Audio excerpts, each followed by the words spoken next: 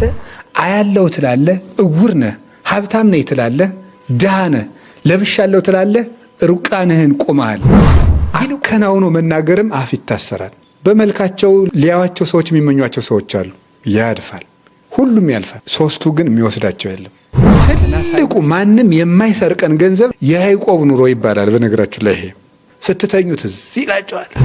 አብርሆት የሚባለው ይሄ ነው። አንዲት ነፍስ አረፈች የሚባለው ምን ደረጃ ሲደርስ እንደወጥቋላችሁ። አብርሆት የሚባለው እውቀት በሽምግልና ጊዜ በጣም ጥሩ ምግብ ነው። የትልቅ አባታችን ሆይ ብሎ መጸለይ የተሰጠን አሁን ልጆቹ ከሆናችሁ ደግሞ ወራሾቹ ናቸው ተብለናል። ስለዚህ ጌታችን ኢየሱስ ክርስቶስ ወደ ምድር ከመጣባቸው ዓላማዎች ከዋነኛ ዓላማዎች አንዱ እግዚአብሔር ሰው የሆነው የሃይማኖት እውቀት ለመስጠት እንደሆነ ታውቃላችሁ። በሐዲስ ኪዳን አሮጌ ዓመት የለም። ጌታችን ኢየሱስ ክርስቶስ ከተወለደ ጀምሮ ዓለም እስከሚጠፋ ድረስ ያለው አዲስ ዓመታችን ነው ለኛ። አሁንም ክርስቶስ እንዳልተወለደ ያሰበ ሰው ለሱ አሮጌ ዓመቱ ነው። እኛ ዘመናችን የተሸጋገረው በጌታችን በኢየሱስ ክርስቶስ ጽንሰት። ክቡራን ክርስቲያኖች ማለት በራሱ ሲተረጎም ክቡራን ማለት ነው፣ ክቡሮች ማለት ነው፣ ነገስታት ማለት ነው። በእንቢተኝነት ካልቀረበት የክርስቶስ ሥጋና ደም ለዓለም ተሰጥቷል።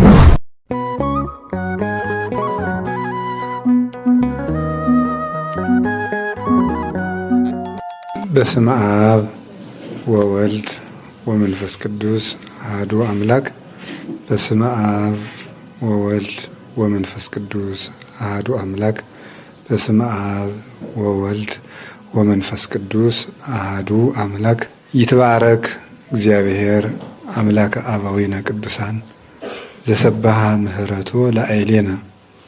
ምህረቱን ቸርነቱን ይቅርታውን በሕይወታችን ላይ ያጸናልን የአባቶቻችን አምላክ ቅዱስ እግዚአብሔር ስላደረገልን በጎ ሥራው ስለ ቸርነቱ ሁሉ ስሙ የተመሰገነ ይሁን። የእናታችን የቅድስት ድንግል ማርያም የቅዱሳን መላእክት፣ የቅዱስ መስቀሉ፣ የቅዱሳን ነቢያት፣ የቅዱሳን ሐዋርያት፣ የሰማዕታት፣ የጻድቃን፣ የደናግል፣ የመነኮሳት በረከታቸው ረድኤታቸው አይለየን። የተከበራችሁ ካህናት አባቶች፣ ዲያቆናት ወንድሞች፣ አባቶች የገዳሙ መናንያን፣ እናቶች የገዳሙ መናንያት፣ የእግዚአብሔር ቤተሰቦች የምትሆኑ ሁላችሁ አንድ አምላክ በሚሆን በአብ በወልድ በመንፈስ ቅዱስ ስም እንደምን ከረማችሁ? እንደምን አደራችሁ? እንደምን ዋላችሁ? ቸርነት ገንዘቡ የሆነ ፈጣሪያችን በትዕግስቱና በቸርነቱ ይህን ቀን ስለጨመረልን ስሙ የተመሰገነ ይሁን። በመካከላችን ተገኝቶ እንዲያስተምረን እንዲመክረን ቅዱስ ፈቃዱ ይሁንልን። እንኳን አደረሳችሁ። ዛሬ የምንማማርበት ርዕስ ለአዲስ ዓመት አዲስ ሰውነት በሚል ርዕስ ነው የምንማማረው። እስኪ በሉ ሁላችሁ ድገሙ። ሶስተኛ ለአዲስ ዓመት አዲስ ሰውነት በሚል ርዕስ እንማማራለን ማለት ነው።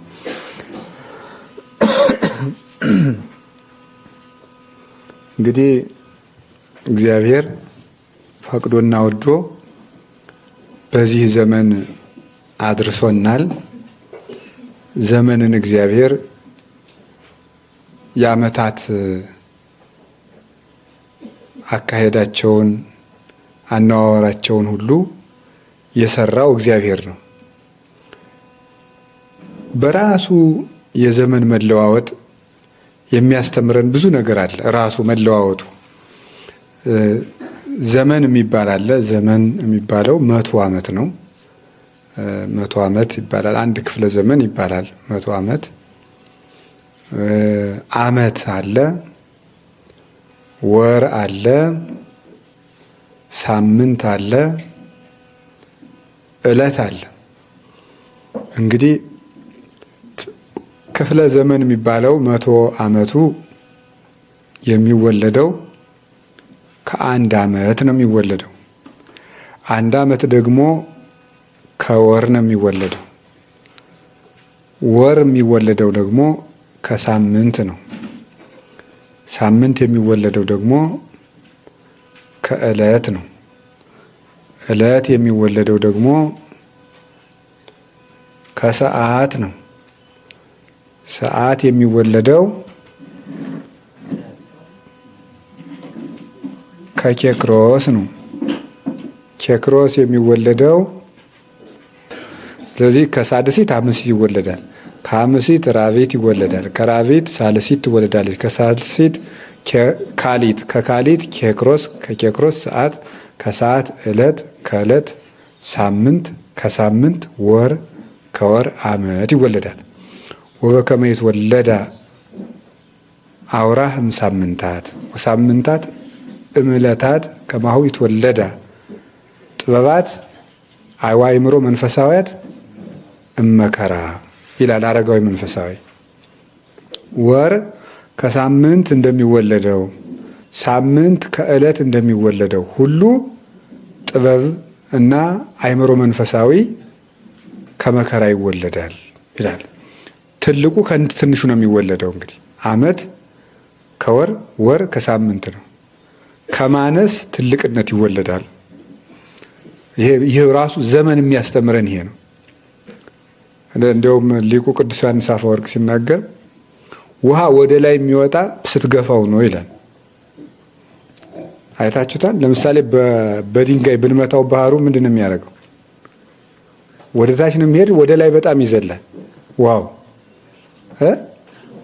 ለምሳሌ በገበታ ያለውን ውሃ በእጃችሁ ብትመጡት እስከ ጭንቅላት ተወስዶ አይረጭም? ይረጫል። ስለዚህ ውሃ ስትገፋው ከፍ ይላል ይላል ቅዱስ ዮሐንስ አፈወርቅ። ስታንስ ከፍ ትላለህ፣ እንደዚያ ነው ይላል። ውሃ እንኳን ወደ ታች ስትገፋው ነው ወደ ላይ የሚወጣ። በገፋው መጠን ወደ ላይ ይወጣል። ስለዚህ በተናቅክ መጠን ከፍ ትላለህ። ትህትና የማደግ መነሻው ነው እና ሰከንድ ራሷ የምታስተምረን እድገት ከትንሽ እንደሚጀመር ነው። ዘመን ሲለወጥ መማር ያለብን እድገት ከትንሽ ነው የሚጀመረው። ለምሳሌ አሁን ሽምግልና የሚመጣው ከምንድን ነው? ከጉልምስና። ጉልምስና የሚመጣው ከምንድን ነው? ከወጣትነት። ወጣትነት የሚመጣው ከምንድን ነው? ከልጅነት። ልጅነት የሚመጣው ከምንድን ነው? ከሕፃንነት። ሕፃንነት የሚመጣው ከምንድን ነው? ከጽንስ ነው። ጽንስ ከምን ይመጣል? ከአባት ዘር ከእናት ደም ተከፍሎ ኢምንቱ ነው፣ ባዶ ነው ወደ ማንነት የሚመጣው። ምን የነበረው ማን ይሆናል? መጀመሪያ ምን ነው፣ ኋላ ማን ይመጣል። ያው ኦ ዘታወፅኦ ለሕፃን ማቆየ ብእሲ ወተፌንዎ ውስተ ከርሰ ብእሲት እንዘማይ ውእቱ ታረግኦ በጥበብከ ወትጠበልሎ በሰፋድል ረቂቅ ወታጸኖ ባይጽምት ወበአምትንት ወበአርባ ዕለት ተሰይሞ እመኒ ለነዲይ ወመኒ ለብዕል ይላል ቅዱስ አትናቴዎስ በቅዳሴው። ሕፃኑን ከአባቱ ወገብ በዘርነት የምትከፍለው፣ በእናቱ ማህፀን ውሃ የነበረውን በጥበብህ የምታረገው፣ በቸርነትና በኃይልህ በአጥንትና በጅማት በአስራው አጽንተህ ሰው የምታደርገው፣ ለሀብትም ለድህነትም የምትሰይመው አንተ ነህ ይላል። ስለዚህ ከማለት ጻይጻ ነው የሚባለው እኮ በአማርኛ ሲተረጎም ስለሚያስደነግጥ ነው እንጂ ጽንስ ራሱ የሚባለው ጻይጻ ነው። ጻይጻ ማለት ጭንጋፍ ነው ማለት ነው። እና ባዶ ነው በቃ። ስለዚህ ምን አይን የሌለን ነበር ነው ይላችሁ። ከምንም ማን እዚያ በኋላ እናደርጋለን ምንም ነበረ። ከዛ ጽንስ ይባላል። ይወለድና ስም ይወጣለታል። አቶ ገሌ ወይዘሮ ገሌ ይባላል። ይሄ ሁሉ የሚመጣው ከትንሽ ነው። ልነግራችሁ የፈለግኩት ይኸው ለምሳሌ ይኸው ተመልከቱ። በጣም እንድናስተውል ስለሚያስፈልግ ነው። ሳድሲት እች ነው የምትመስለኝ። እንግዲህ ልትሆን ትችላለች፣ መለካት ያስፈልጋል። እች ትሆናለች። ፍጥነቷን እያችሁት ይሄ ሰከንድ የሚባለው ይሄ ነው። ይሄ ነው እንግዲህ አሁን እንደዚህ መሰለኝ የሚቆጥረው እንደዚህ። ይቺ ግን እንደዚህ ነው የምትሆነው። ልትሆን ትችላለች። አሁን ይቺ ትሆናለች። ከዛ ደጋግማ 60 ጊዜ ትልና ትላለች። ከዚያ በኋላ ሰኞ የሚል ነገር ታመጣለች። ማክሰኞ የሚባል ነገር ታመጣለች። ሳምንት የሚባል መስከረም የሚባል ነገር ታመጣለች። ጥቅምት የሚባል ነገር ታመጣለች። ይህች ማለት ነው። ምን ልላችሁ ፈልጌ ነው? ጊዜ አይናቅም። ጊዜ በጣም አይናቅም። አንድ ቀን እንደ ጅል እኔ ይገርማችኋል፣ ሰዓቱን ጠረጴዛ ላይ አይቼ እንደ ጅል አየዋለሁ። እውነቴን ነው ነገራችሁ። ጠረጴዛ ላይ ያስቀምጡና ዝም ብሎ ይላል። ዝም ስሬ ብዬ ነው የማየው ማለት ነው። እሱ ዝም ብሎ ይዛል። እኔ የምተኛበት ጊዜ አለኝ። ኧረ ሰውዬ ተኝቷል፣ እስኪ እስከሚነቃ ልጠብቀው ምናምን አይልም። እኔ ተኝቼውላ እሱ ዝም ብሎ መሄድ፣ እኔ እየቀለድኩ መሄድ፣ እኔ ቁጭ እንዳልኩ እሱ መሄድ እና በጣም ይገርመኛል። እናንተ ምን አይነት ነገር ነው እኮ እንዴ! ቆየኝ የማይባል ነገር። በጣም ከዳተኛ ወዳጅ ጊዜ ነው። ዝም ብሎ ጥሎ መሄድ ደክሞታል አይል። አሁን ጓደኛ እኮ መንገድ እየሄድን ከደከሙ ና እንጂ አንተ ብለን ቆም ብለን እንቆየዋል። ጊዜ አይቆይም፣ ጥሎ መሄድ ነው እና በጊዜ በጣም አንቀልድ። እውነቴን ነው። በጊዜ የሆነ ቦታ ላይ የሆነ ነገር እጃችን ላይ ቁጭ እንዳለ በጊዜ እናሳልፈዋለን። በጊዜ የዓይናችን ጊዜ ያልፋል። የሚያይበት ጊዜ ያለው ጊዜ እንደተጎለተ ዝም ብሎ እዚህ ላይ እንደፈጠጠ ቁልጭ እያለ ያልፍና ሲያረጅ መጽሐፍ መመልከት ትዝ ይለናል። የለም ሄዷል። ድሮ ነበር የሚነበብ። ሁሉ ነገር ኋላ ነው ትዝ የሚለን። ስናረጅ መማሩ ትዝ ይላል። ሁሉ ነገር ትዝ ይላል እና በጊዜ እንድናውቅበት ያስፈልጋል። እግዚአብሔር የሰጠን ትልቅ ሀብት ጊዜ ነው። ምንድነው ከበደ ሚካኤል ነው መሰል የሚባሉት ገጣሚ አይደል? ካልተሳፈሩበት ቶሎ ተሽቀዳድሞ ጊዜ ታክሲ አይደለም አይጠብቅም ቆሞ። ታክሲም ከሞላለት ጥሎ ነው የሚሄደው፣ እስኪሞላለት ነው የሚጠብቅ እና ጊዜ አለው። ሁሉ ነገር ጊዜ አለ። መወደድም ጊዜ አለው፣ ያልፋል። እውነቴን ነው። አሁን ለምሳሌ ወጋችን ሁሉ ሰው የሚሰማበት ጊዜ አለ አይደል? ስንሸመግል ደግሞ ማንም መስማት አይፈልግም። የሚገርማችሁ ሰው ሲያረጅ ጭንቅላቱ ውስጥ ሁለት ነገሮች ነው የሚቀሩት። በእኔ መረዳት ነው እንግዲህ አርጅቻ አላየሁትም። አሁን እንደምታየው ከሆነ የሆነ ማዕከላዊ ነገር ነኝ መሰለኝ። ግን ስረዳው ዝም ብዬ መጽሐፍትን እያነበብኩ ስገመግም ሰው ሲያረጅ ጭንቅላት ውስጥ የሚቀር ሁለት ነገር ነው። አንደኛው እንደዚህ ባላደርግ ኑሮ አይወይኔ የሚል ነው።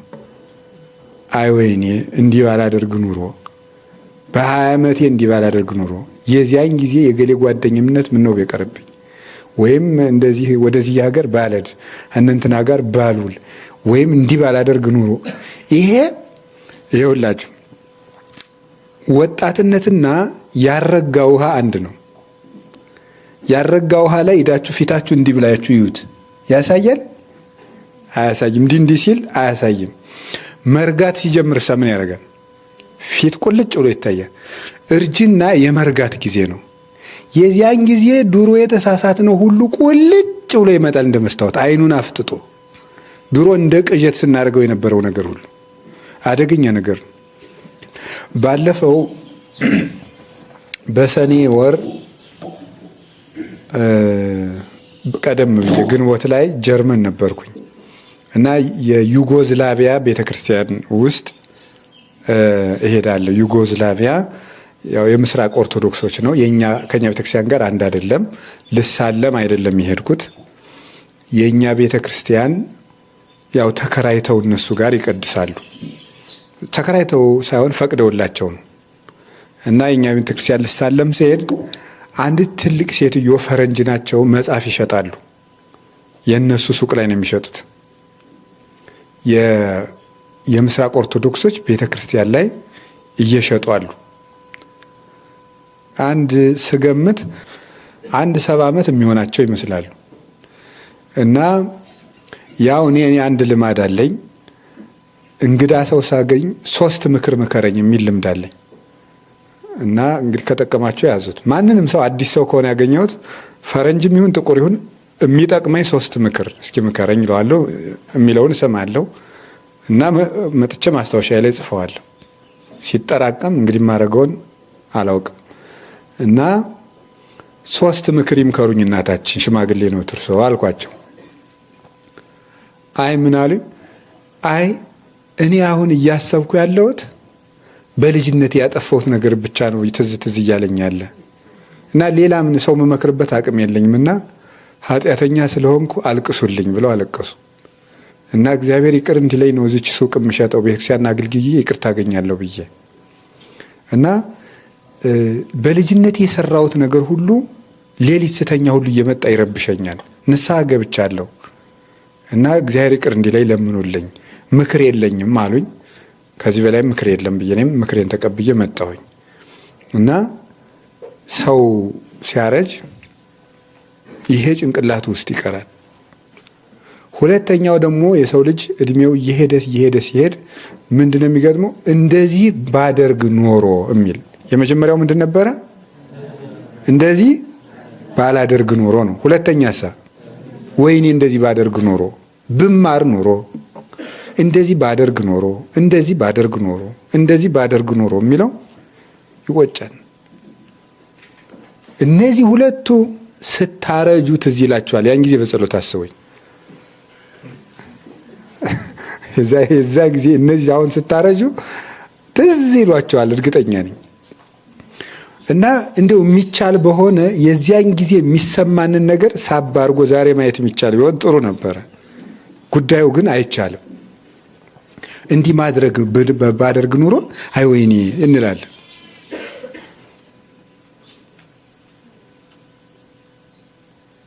ታዲያ የዚያን ጊዜ መድኃኒቱ ምንድን ነው? የዚያን ጊዜ ሰው ሲያረጅ ደግሞ የሚቀረው 3 መልካም ነገሮች ደግሞ አሉት። ሰው ሲያረጅ ደግሞ በጊዜ ከተጠቀመ ነው። ይሄ ጊዜን ሳንጠቀምበት ካለፍን እኛ የምንጎዳው ጉዳት ይሄ ነው። መልካሙን ነገር ተመልሶ የማድረግ እድል እናጣለን ነው አንዱ። ክፉውን ነገር እንደገና ሄደን ማስተካከል አንችልም። ክፉውን ነገር እንደገና ሄደን ማስተካከል አንችልም። በቃ ሆኗል። ታሪክን ለምሳሌ ማስተካከል አይቻልም፣ ተቀምጧል። ቅዱስ ጳውሎስ ለምሳሌ አሳዳጅ ነበረ። የአሳዳጅነቱን ታሪክ ማስተካከል አይችልም። በቃ አሳዳጅ ተብሎ ተጽፏል። ኋላ ጥሩ ሰው መሆን ይቻላል። ታሪኩ ግን እንዳለ ነው የሚጻፈው እና ቅዱስ ጳውሎስ ምን አለ? እኔ ከሐዋርያት ሁሉ የማንስ ነኝ አለ። ሊቁ ቅዱስ ዮሐንስ አፈወርቄን ሲተረጉመው ከሐዋርያት ሁሉ የማንስ ነኝ ያለበት ምክንያት ከሐዋርያት ያነሰ ስላስተማረ ሳይሆን የመጀመሪያ አሳዳጅነቱ ትዝ እያለው ነው ይላል እና ያበላሸነውን ነገር ሕይወታችን አስተካክለን ከእግዚአብሔር ጋር መታረቅ እንችላለን። ሕሊናችን ግን እንደው ምን ጸድቅ እንኳን ቢሆን ንስሐ ብንገባም ይሄ መጥፎ ጠባሳውን ነገር ማስተካከል አንችልም። ሰሎሞን ንስሐ ገብቶ በእግዚአብሔር ጋር ድኗል። ሰሎሞን ማለት 1000 ሴት ያገባ ሰው ነው የሚለውን ግን ማስተካከል ይችላል? አይችልም። እንዳለ ተጽፏል መጽሐፍ ቅዱስ ላይ። እነዚህ ይቀራሉ። ይሄ ጊዜን ሳንሰራበት ስንቀርና ክፉ ሰርተንበት ሲያልፍ ነው። መልካም ሰርተን ስናልፍ ደግሞ ለሰው ጭንቅላቱ ውስጥ ሲያረጅ የሚቀሩት 3ቱ ናቸው። የመጀመሪያው መልካም ስራዎቹ ናቸው። መልካም ስራዎቹ ሁልጊዜ ትዝ ይሎታል። አሁን ብዙ ጊዜ ሽማግሌዎችን አይታችኋቸዋል? ለምንድን ነው ማውራት የሚወዱ ይመስላችኋል? እንግዲህ እኒህ ሰውዬ መንዘባዘብ ጀምሩ ይላቸዋል ሰው። ለምን ይመስላችኋል? መልካም ነገራቸውን መትረፍ ይፈልጋሉ። ደስ የሚላቸው ያቺ ስለሆነች ያችን መናገር ስለሚፈልጉ ነው። መልካም ነገራቸውን ያችን የሚያዳምጥላቸው ሰው ጥሩ ነው፣ ልባቸውን ያሰርፈዋል። ያንን ትልቁ ማንም የማይሰርቀን ገንዘብ ለሰው ያደረግናት መልካም ነገር ነው። ስትተኙት እዚህ ይላቸዋል። የያዕቆብ ኑሮ ይባላል። በነገራችሁ ላይ ይሄ ያዕቆብ የይስሐቅ ልጅ ግብፅ ተሰዶ ከልጁ ዮሴፍ ቤት የኖራት ኑሮ ምንድነው የምትባለው?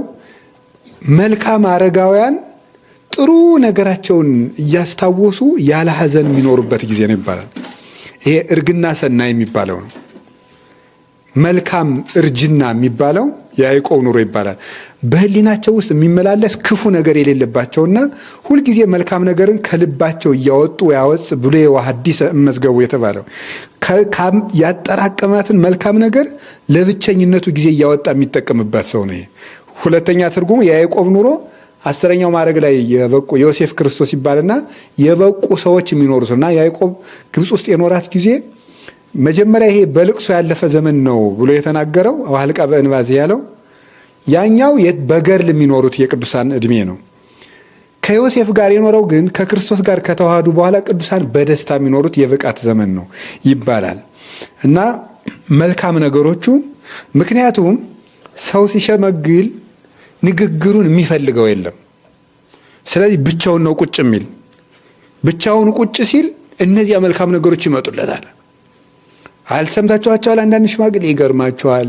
የአቶ ገሌ ልጅ ሰጥቼ የዳርኩት እኔ ነኝ፣ እንትናን ጎጆ ሲወጣ ይሄን የሰጠሁት እኔ ነኝ፣ እንትና ይሄንን ሲያረጉ እንዲያስታረቅኳቸው እኔ ነኝ፣ ለእንትና እንዲማር ያረኩት እኔ ነኝ እያሉ መዘርዘር የሚፈልጉ ጥሪታቸው የሽማግሌ እሱ ነው። የወጣት ጥሪቱ ምንድነው? ወሬ ያለው ሩጭ አለው የፈልገው አለው። የሽማግሌ ጥሪቱ ግን መልካም ታሪኩ ናት። መልካም ታሪክ የሰራ ሰው ህሊናው በደስታ ይኖራል። እርጅናን ማሳመር በጣም ጥሩ ነው። በነገራችሁ ላይ እርጅናን ማሳመር እንዲያው ተወዶ ማታ ከመጠላት ማታ ተጠልቶ ጠዋት ተጠልቶ ማታ መወደድ ይሻላል። የሚሻለው እሱ ነው መጨረሻውና የገጠር ሰው ሲመርቅም የማታ እንጀራ ይስጥህ የሚል ለዚህ ነው። ሁለተኛው ለሽማግሌዎች የሚቀራቸው መልካም ነገር ምን እንደሆነ ታውቃላችሁ? እውቀት ነው። እውቀት በሽምግልና ጊዜ በጣም ጥሩ ምግብ ነው። አይታችሁ ሽማግሌ አይታችሁ አታውቁም? ግን እኔ አውቃለሁ። የጃጁ ሽማግሌዎችን ሁሉ ልጁ ነን በጎረቤት አውቃለሁ። ጃጅተው ምንም መከነ ጀመር አባባ ምናምን እየተባሉ ሰው ሁሉ ማለት ነው። ድሮ እንግዲህ ያን ሰውዬ ለማየት የሚመኝም ይኖራል። እባክህ አግኝቼ ላወያይህ ቀጠሮ ያዝልኝ ያሉትም ይኖራል። ዳኛ ሆኖ ሲፈርድ ሲተች። የዛ ጊዜ ግን የልጅ ልጆቹ አይሰሙት፣ ልጆቹ አይሰሙት ብቻውን ምን ጨነቀ ታዲያ? ብሉያት አዲሳት ወይም ሌሎቹ ጥሩ ጥሩ መጽሐፎችን በጭንቅላቱ የያዘ ሰው ግን ያንን ይተርካል ማለት ነው። ይላል ይደምባል። ይሄ ወጣቱ ምናምን ሲያዩት የልጅ ነገር እናት እያለ ደስ ይለዋል፣ አይከፋውም ማለት ነው። እና ሰው ሲጥለን ጭንቅላታችን ውስጥ ማን ይቀራል? የሸከፍናት ጥሪት እውቀታችን። ያቺ ታሪክ እየተረክን አይጉድ እያል እያጣጣምን እንኖራለን ማለት ነው። ይሄ ጥሩ ነገር ነው። እና ዳዊት ለዚህ ነው አይምሮዬ በተለየኝ ጊዜ አትተወኛል።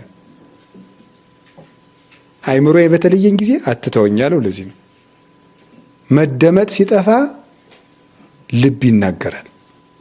ልብ ሲናገር ማድመጥ የምንችለው ልብ የሸከፈው ነገር በጊዜ ካለው ብቻ ነው። ሶስተኛ ሰው ሲያረጅ ማን ይቀረዋል? እግዚአብሔር ይቀረዋል። ሰው ሲያረጅ የሚቀረው እግዚአብሔር ነው።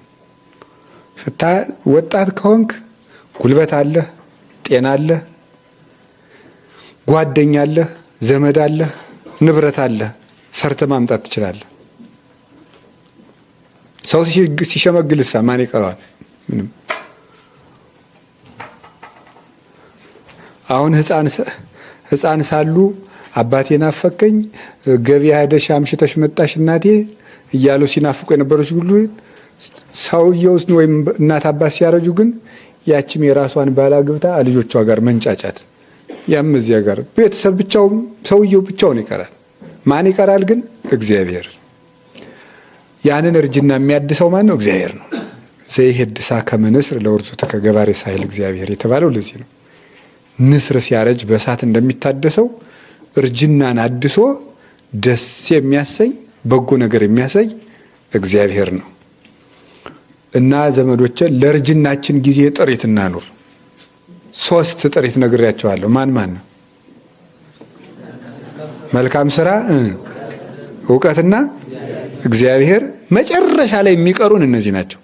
ሌላው ግን ጥሎ ሀጅ ነው። ምክንያቱም ጥሩ ንግግር ስንናገር የሚወዱን አሉ። ከዛሳ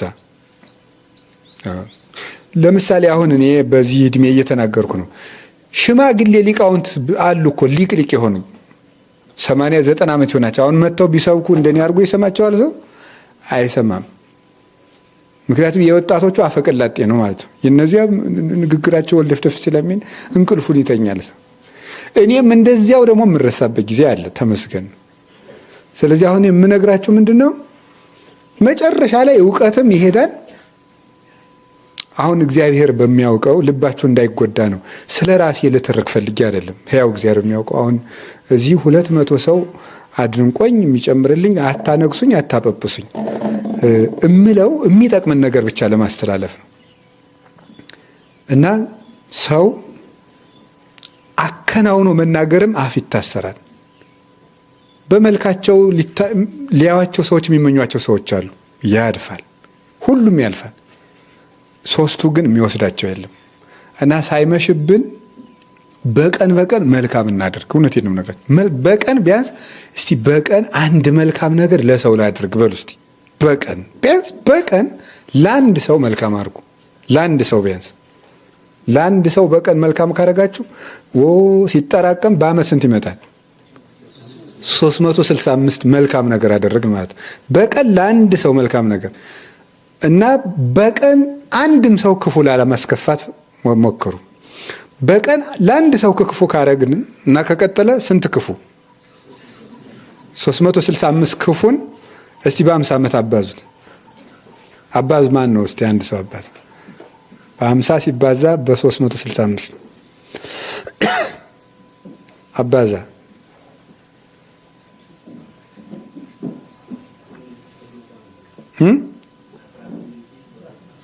18,000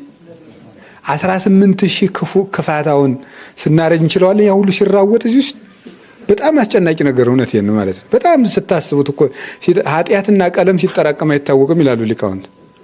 አሁን የሆነ እያንዳንዳችን የሆነ ኃጢአት አለን። መቼ ግን እንደዚያ እንደሆናችሁ ታስታውስታላችሁ? ሁነን ነው ዝም ብለን ያገኘ ነው አይደል? የሆነ ነገር ሁነን ተገኘ ነው በቃ። እንዴት እንደሆንኩ አላውቅም በምን ሁኔታ። ቀለምም ሲጠራቀም አይታወቅም፣ ኃጢአትም ገንዘብም እንደዛው ነው። ሲጠራቀም አይታወቅም፣ ሲሄድም አይታወቅም። ስለዚህ በቀን ማንንም ሰው ላለመጉዳት አቅዱ። ለአዲስ ዓመት እቅድ ይኸው ነገርኳችሁ። እንግዲህ በቀን ማንንም ሰው ላለመጉዳት ይሄ ትልቅ ነገር ነው። ሁለተኛ ቢያንስ በቀን ለአንድ ሰው መልካም አድርጉ። ሰማችሁ? ምንድን ነው ያልኳችሁ? በቀን ማንንም ሰው ምን ላለ ማለት ነው? ላለመጉዳት ማቀድ ማለት ነው። ይሄ ሰዎቹ ክፉ ቢያደርጉብንም መልካም ቢያደርጉብንም ነው። ቀኑን ነው። እኔ ከዚህ በኋላ አትበሉ። እኔ የዚህንን ዓመት ክፉ አላደርግም የሚባል ነገር አይደለም። እለት እለት ነው መስራት፣ በእለት ነው መዘጋጀት። አሁን እኛ ምንድን ነው የምናደርገው? በእቅድ ነው የምንረከው። የዛሬ ዓመት ማነው ይሄን ዓመት ጥሩ ነገር ነው ያሰብኩት ይባላል። ከዚህ ዓመት ውስጥ ለምሳሌ 4 ቀኑ አልፏል። ይህ ዓመት እኮ የሚባለው መስከረም 1 ለጳጉሜን መጨረሻ ምሽት 12 ሰዓት ጀምሮ ይህ ዓመት ነው። ይሄው 4 ቀን አልፏል። ይሄንን ዓመት መልካም እሰራለሁ እንዴ ይሄን ዓመት አትበሉ። ዛሬ በቃ ነገ እንግዲህ ማታ ይታቀዳል። ዛሬ ምሽት ማታ ይታቀዳል። ምን ተብሎ ነው የሚታቀደው? ነገ ማንንም ሰው አልጎዳም፣ እግዚአብሔር ይርዳኝ። ነገ ቢያንስ ለአንድ ሰው መልካም አድርጋለሁ። ለአንድ ሰው ውሃ ቀርታችሁ ለሆነ ሰው ልትሰጡት ትችላል። ትንሽም ትሁን ግድ የላችሁ። ለአንድ ሰው መልካም ማድረግ የሚል መርህ እስኪያዙ እስኪ በሉ። በስንት? በአንድ ቀን ማለት ነው። ደግሞ በቀን ማንንም ሰው አለመጉዳት። እችን ከተለማመድ በስመ አብ ወወልድ ወመንፈስ ቅዱስ ጸደቅን በሉ። ስለዚህ አንዱ ይሄ ዘመንን የምንጠቀምበት ነገር ከዚህ ነው። ከትንሽ ነገር መጀመር። አንዱን የምነግራችሁ ይሄ ነው። አንድ ዘመን ሳያልፈን ስራ እንስራ። ካለፈ በኋላ እነዚህን ማግኘት አንችልም ነው ማስተላለፍ ፈለግኩት። ዘመን መለወጫ የሚያስተምረን ይሄ ነው። ሁለተኛ ደግሞ ይሄ 1 ዓመት የሚባለው ነገር የዛሬ ዓመት ጳጉሜን ላይ ከሰከንድ ያነሰ ቅጽበት ነበረ። ተጠራቅሞ ምን ሆነ? ዓመት ሆነ። ከትንሽ ነገር እንጀምር ልላችሁ ፈልጌ ነው። ልክ እንደዚህ ዓመት ተጠራቅሞ 1 ዓመት የሚል ስም ይዞ መጣ። 12 ወር የሚል ሰም ጎርነን ያለ 1 ዓመት። መጀመሪያ ግን ሰከንድ ነው የነበረችው። አሁን ትንሽ ነገር ጀምሩ፣ ትልቅ ነገር አትጀምሩ። ትንሽ ነገር ጀምሩ። ለምሳሌ በዚህ ዓመት ማንበብ አለብኝ ብላችሁ አቀዳችሁ አይደል? በዚህ ዓመት ማንበብ አለብኝ ካላችሁ አንደኛው እያቀድን አንክረም ነው። አሁን ምን ይደረገው? ምንድነው? ይሄን ዓመት ተው በቃ አስቤበታለሁ ይላል። እሺ ጥሩ ነው አስበሽ መቼ ነው የምትለው ሲባል አይ በቃ መስከረምን ዘግጀት ብዬ ምንም ሳይዘጋጅ ነው ተጎልቶ እንደሚለው መጀመር ነው።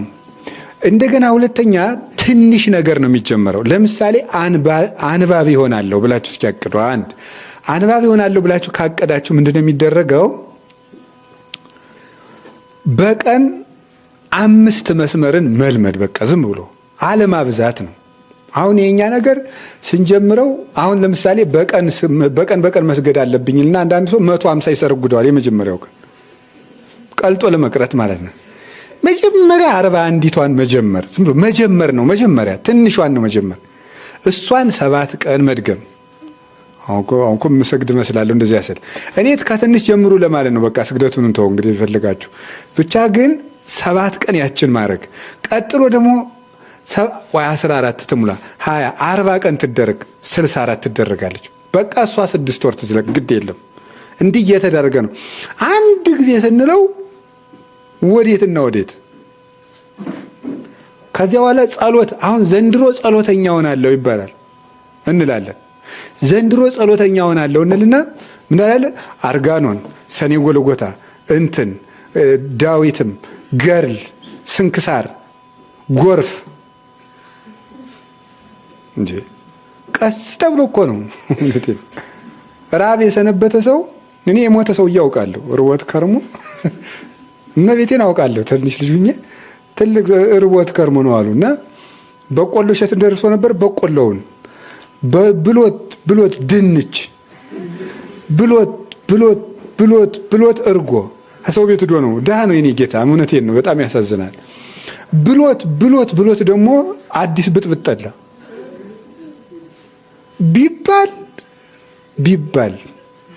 ቢባል በቃ ሞተ። አንድ ጊዜ አጉል ነው። ቀስ አድርጎ ነው ጌታ እንኳን ራሱ ሐዋርያትን እያንዳንድህ ሐዋርያ ነኝ የምትል እኔ አምላክ ነኝ የተከተልኩ ሁሉ 7 አጽዋም ናጀምር አላለም። ቆይ የሚጾምበት ጊዜ ያለ ቀስ አድርጎ ነው። ሰማችሁ? እሾህ እንደሚያወጣ ሰው ነው። እሾሁ ለምሳሌ አሁን እዚህ ጣቴ ላይ ቢል አንድ ሰው እሾሁ ሊያወጣት እሾሁ ላይ ዝም ብሎ ቀስ ተብሎ ዳሩ ተወዲያ ቀስ ተብሎ ነው የሚወጣ። ቀስ አድርጋችሁ ጀምሩ። 5 መስመሪያችን ማስለመድ። ምንም ጸሎት የማይጸልይ ሰው በአንድ ጊዜ ዳዊት ፍካሬ ዘጻድቃን አይደለም የሚደረገው።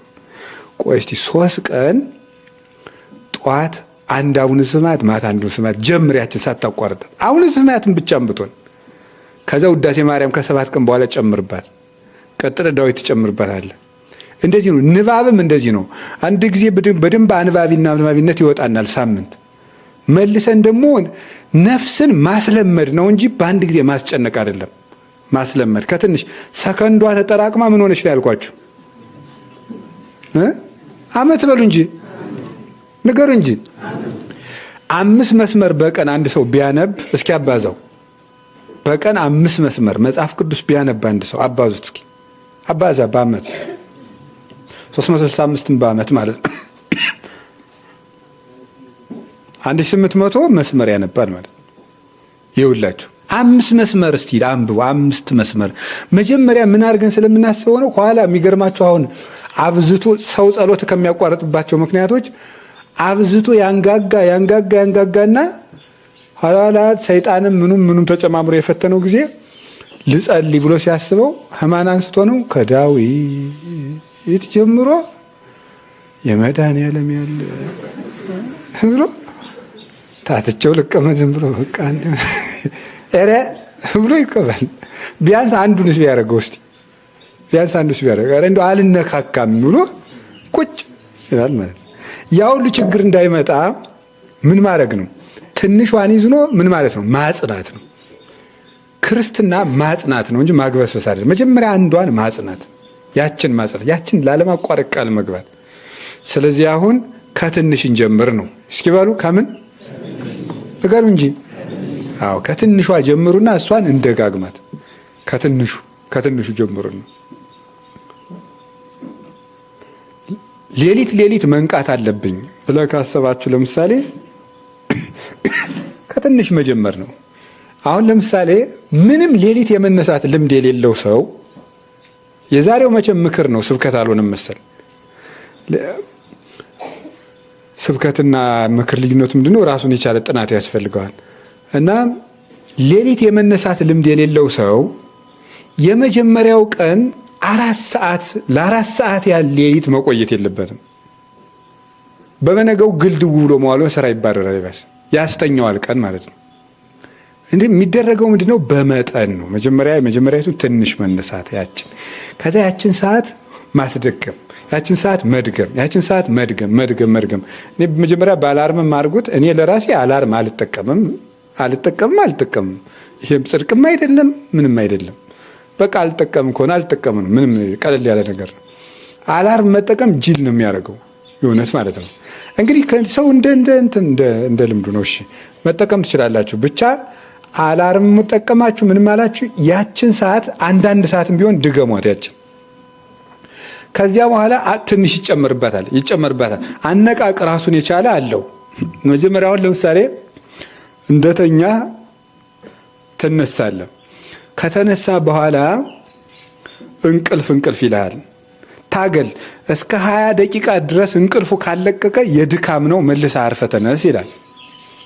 20 ደቂቃ ድረስ እንቅልፉ አሁንም እየደፋም ቢያለ ጥቂት አርፈህ ተነስ። በ20 ደቂቃ ውስጥ እንቅልፉ ለቆህ ጥቂት ከተጋ በኋላ ከመጣ የሰይጣን ነው፣ እንዳተኛ ቀጥል፣ ዝም ብለህ ነው።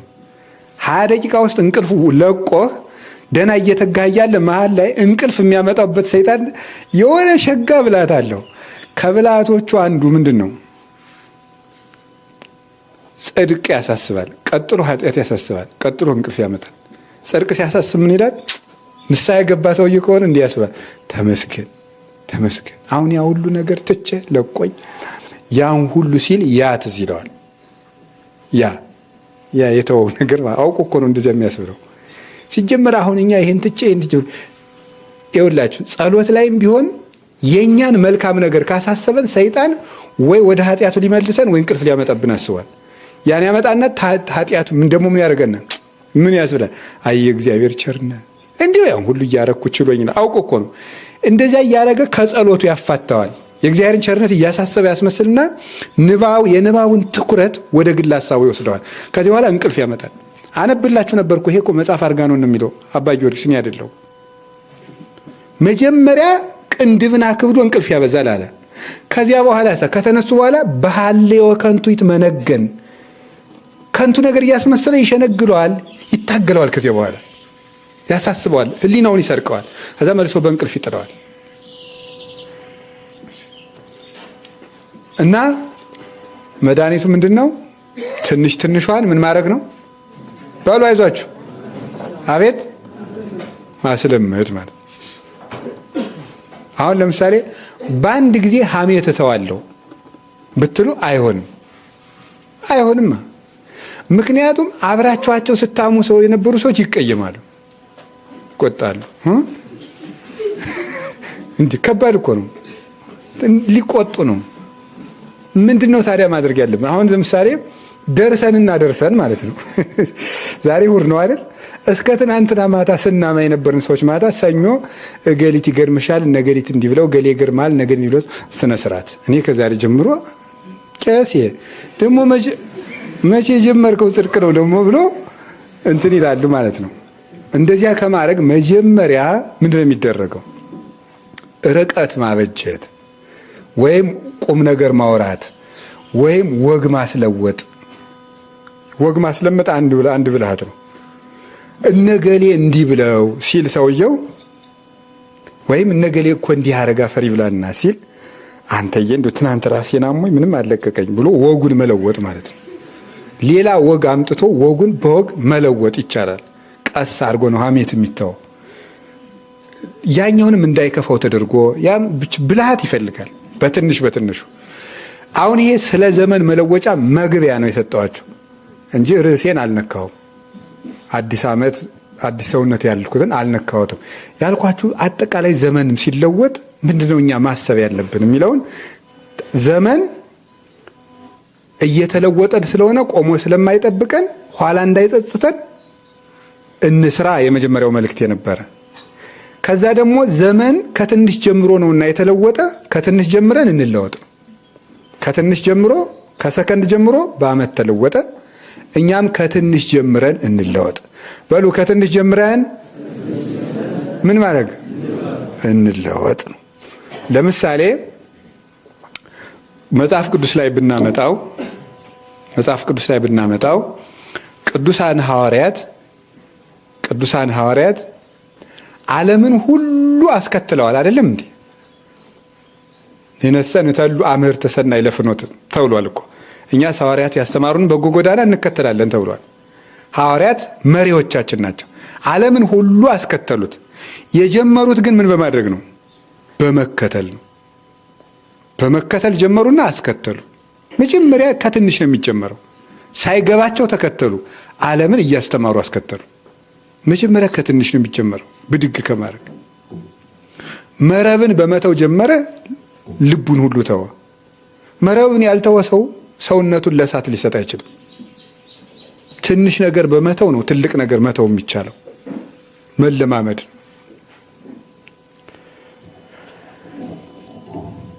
አዎ እግዚአብሔር ይለውጠን እስቲ። አዎ አሁን አዲስ ዓመት መጥቷል። ለአዲስ ዓመት አዲስ ሰውነት ነው እያወራ ነው።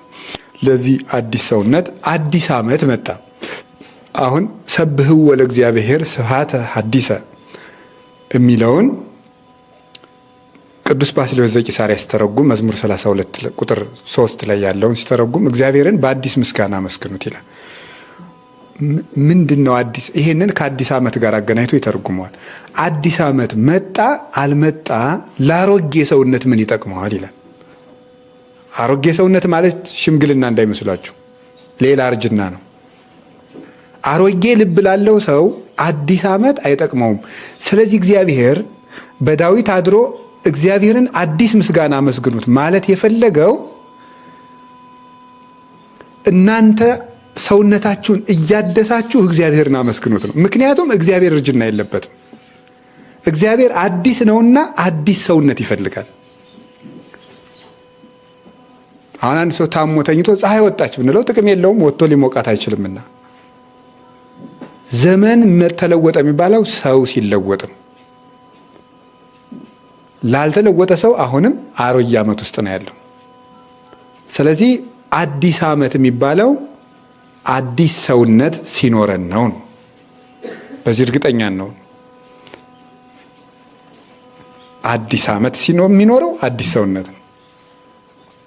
አዲስ ሰውነት እንዴት ነው የምናመጣ የሚለውን ነግሬያችሁ ነው የምንጨርሰው። እንዲህ ይላል ቅዱስ ጳውሎስ ወልበስዎ ለሐዲስ ብእሲ ዘሐድሶ እግዚአብሔር በጽድቅ እግዚአብሔር ወበንጽህ በቅድስና ያደሰውን አዲሱን ሰው ልበሱት ይላል። ኤፌሶን ምዕራፍ 4 ቁጥር 24 ላይ አዲሱን ሰው ልበሱት።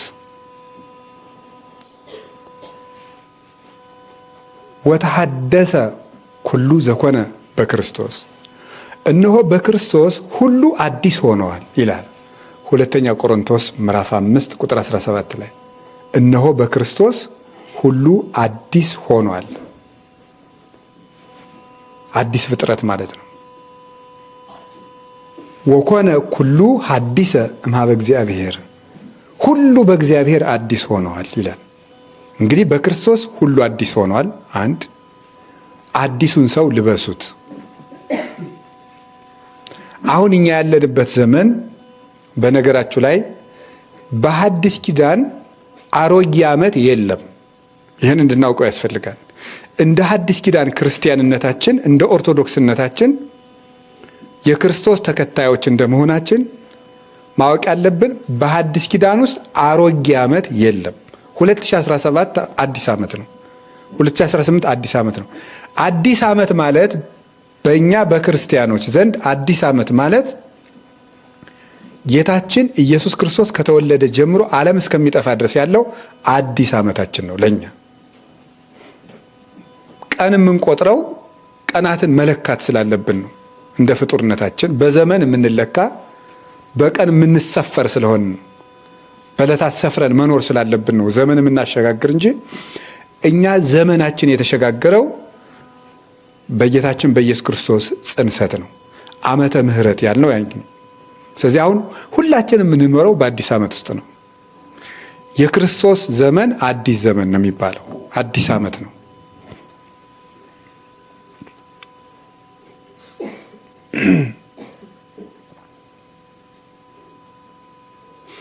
በጌታችን በኢየሱስ ክርስቶስ ዘመን ያለን ሁላችን አዲስ ዓመት ነው። ስለዚህ አሁን እንግዲህ እዚህ በኋላ ስናወራ አዲስ ዓመት የምንለው እኛ ምንድን እያወራ ነው? ዘመነ ስጋዌ ነው። ከዚህ በኋላ ቋንቋችን ማለት ነው እንድንግባባ። አሁን ከዚህ በኋላ አዲስ ዓመት እያልኩ ሳወራ 2018ን ጥቅምትን፣ ዳርን፣ ታኅሳስን አይደለም እያወራሁት በዘመነ ክርስቶስ እያልኩ ነው ማወራ ማለት። ተግባባን፣ ጨረስን። አዲስ ዓመት ከዚህ በኋላ ቋንቋችን ይሄ በጌታችን በኢየሱስ ክርስቶስ የምህረት ዘመን መኖር በአዲስ ዓመት መኖር ነው። ወሩ ተገባደደም አልተገባደደም አሮጌ ዓመት ውስጥ ያለው አሁንም ክርስቶስ እንዳልተወለደ ያሰበ ሰው ለሱ አሮጌ ዓመቱ ነው። አሮጌ ዓመት ውስጥ ያለ ሰው የሚባለው መስከረም ገባም አልገባም፣ በፈረንጆቹ ጃንዋሪ ገባም አልገባም፣ ዘመን ተለወጠም አልተለወጠም፣ አዲስ ዓመት ገባም አልገባም፣ በጌታችን በኢየሱስ ክርስቶስ ልደት የማያምን ሰው ሁሉ በአሮጌ ዓመት ውስጥ ያለ ነው። አዲስ ዓመት ግን በክርስቶስ ያሉት ሁሉ አዲስ ዓመት ውስጥ ነው ያሉት። ለምንድን ነው ሲባል ጌታችን ኢየሱስ ክርስቶስ የሰጠን አዲስ ነገሮች አሉ። እነሱን ነው የምነግራቸው። እሱ መጥቶ የሰጠን አዲስ ነገሮች ስላሉ ከዚያ የተነሳ አዲስ ዓመት ውስጥ ነው ያለ ነው እንላለን። አሁን ለእኔና ለእናንተ እግዚአብሔር ፈቅዶ ጥቅምት አዲስ ዓመታችን ነው፣ ህዳር አዲስ ዓመታችን ነው፣ ነሐሴ አዲስ ዓመታችን ነው፣ ጳጉሜን አዲስ ዓመታችን ናት ለእኛ መቼም ቢሆን። ለምን? እማያረጁ ክርስቶስ የሰጠን አዲስ ነገሮች አሉ። እማያረጁ እማያልፉ አላችሁ። እግዚአብሔር የተመሰገነ ይሁን። የመጀመሪያው ምን ይመስላችኋል? አዲስ ልደት ሰጥቶናል። በጣም ትልቁ ነው ይሄ አዲስ ልደት።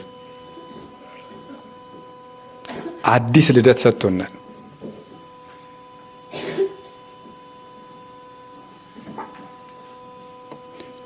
እስመ ወለደነ በምህረቱ በቃለ ጽድቁ ይላል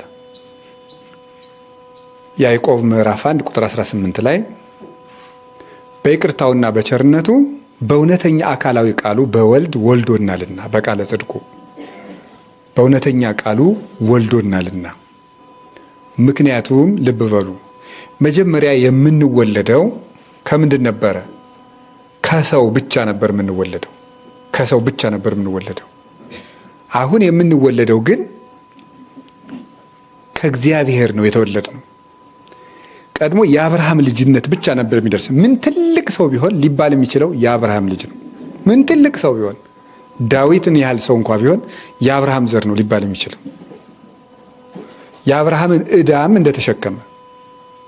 አሁን እኛ ግን የምንባለው የእግዚአብሔር ልጆች ነን። ይህ አዲስ ልደት ነው። አዲስ ልደት ነው የእግዚአብሔር ልጅ መሆን። ይትባረክ እግዚአብሔር አቡሁ ለእግዚእነ ወአምላክነ ወመድኃኒነ ኢየሱስ ክርስቶስ ዘወለደነ በምህረቱ ለተስፋ እንተባቲ ነሃዩ ወይረኩስሂ ወይጸመሂ። ለማይለወጥና ለማያልፍ ተስፋ በምሕረቱና በቸርነቱ የወለደን የጌታችን የአምላካችን የመድኃኒታችን ኢየሱስ ክርስቶስ አባት እግዚአብሔር አብ ይክበር ይመስገን ይላል ቅዱስ ጴጥሮስ አንደኛ ጴጥሮስ ምዕራፍ 1 ቁጥር 3 ላይ። ለማያረጅ ለማይጎሰቁል ለማያልፍ ልደት የወለደን በምሕረቱ የወለደን እግዚአብሔር ይመስገን ይላል። አሁን አዲስ ልደት አለን። ይህ ትልቅ ነው። አባታችን ሆይ ብሎ መጸለይ የተሰጠን አሁን ነው። እንከመ ውሉድ አንትሙ መዋርስቲሁ አንትሙ፣ ልጆቹ ከሆናችሁ ደግሞ ወራሾቹ ናችሁ ተብለናል። አዲስ ልደት ከሚጠፋ ዘር አይደለም የተወለድነው ነው፣ ያልፋል። ስለዚህ ማያልፍ ሰውነት አለን ማለት ነው። አለማለፍ አለን። የቀድሞ ከሚያልፍ አባት ይወለዳል፣ ያልፋል። አሁን ከማያልፍ እግዚአብሔር ተወልደናል፣ እማያልፍ ሕይወት አለን ማለት ነው። ከሚያልፍ የተወለደ ያልፋል። ከመንፈስ ተወልደናል። እስመ ኩሉ ዘተወልደ እምሥጋ ሥጋ ውእቱ ወዘተወልደ መንፈስ መንፈስ ውእቱ። ከሥጋ የተወለደ ሥጋ ነው፣ ከመንፈስ የተወለደ መንፈስ ነው። አሁን ከመንፈስ ተወልደናል።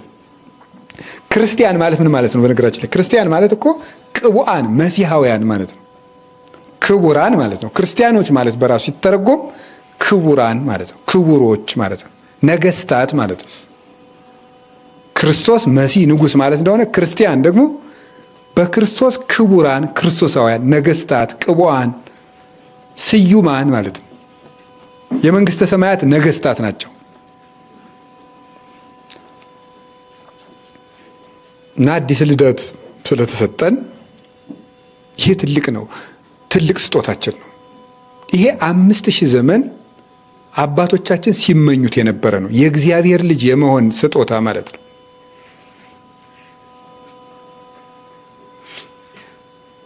በዚህ ምክንያት አዲስ ዓመት ውስጥ ነው ያለነው። አዲስ ልደት ስለሰጠን መንፈሳዊ ልደት ሰጥቶናል። እግዚአብሔርን ለብሰን ነው የምንወለደው።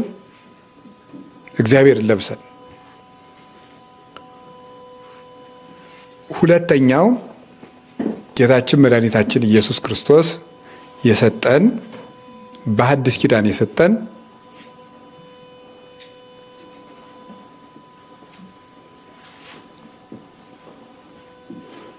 አዲስ ቃል ኪዳን ሰጥቶናል። ወእሰር ሎሙ ለደቂቀ እስራኤል ኪዳነ ሐዲሰ፣ ለእስራኤል ልጆች አዲስ ቃል ኪዳንን እገባላቸዋለሁ ይላል ትንቢተ ኤርምያስ ምዕራፍ 31 ቁጥር 31 ላይ ለእስራኤል ልጆች አዲስ ቃል ኪዳን እሰጣቸዋለሁ። ወእህቦሙ ልበ በዘየአምሩኒ እሙንቱ ይከውኑኒ ሕዝቤ ወአነ ከውኖሙ አምላኮሙ፣ እኔን የሚያውቁበት ልብም እሰጣቸዋለሁ። ትንቢተ ኤርምያስ ምዕራፍ 24 ቁጥር 7 ላይ ምዕራፍ 24 ቁጥር 7 ላይ እኔን የሚያውቁበት ልብ እሰጣቸዋለሁ አለ። ምዕራፍ 31 ላይ ቁጥር 31 ላይ ያን አምጥቶ ምን አለው? አዲስ ኪዳን አለው። አዲስ ኪዳን እገባላቸው ያለው ሊቃውንት ሁለቱን ጨምቀው ሲተረጉሙ 24 ላይ ልብ እሰጣቸዋለሁ ብሎ ነበረ። ያ ልብ ደግሞ አዲስ ኪዳን ነው። አዲስ ኪዳንን ነው እኔን የሚያውቁበት ልብ እሰጣቸዋለሁ ብሎ ተናግሮ ነበረ።